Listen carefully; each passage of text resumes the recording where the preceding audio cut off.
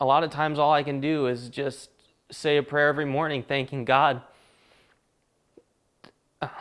for helping me to get out of there, for setting me free from that bondage that I was in. Since birth, Grace Cathedral Church was his life.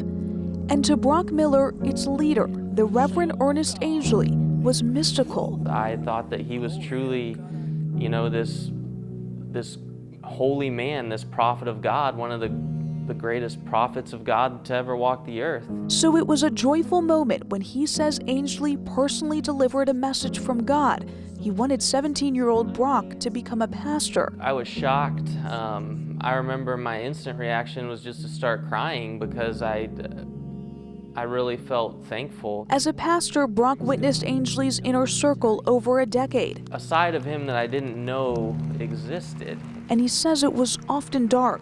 As a pastor, part of my job, anybody that I married, I had to call in the young man and tell him that it was God's will for him to have a vasectomy, that he needed to have that vasectomy, that it's not God's will for you to bring kids into the world, and the world is too evil. Still a virgin at 19, Brock had questions.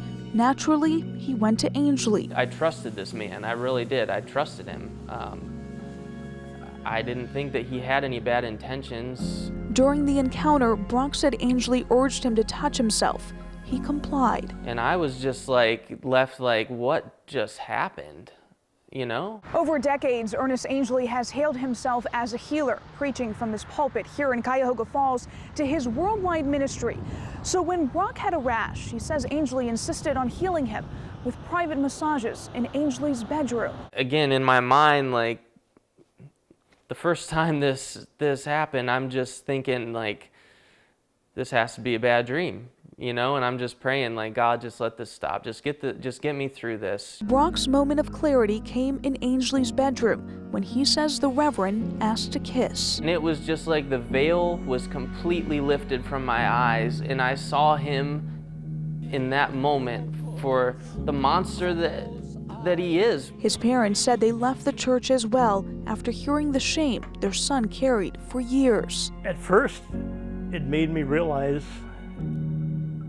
questions I'd had in my mind for years. All of a sudden, I knew the answer to all of them. After a few nights without sleep, I wanted to kill the man.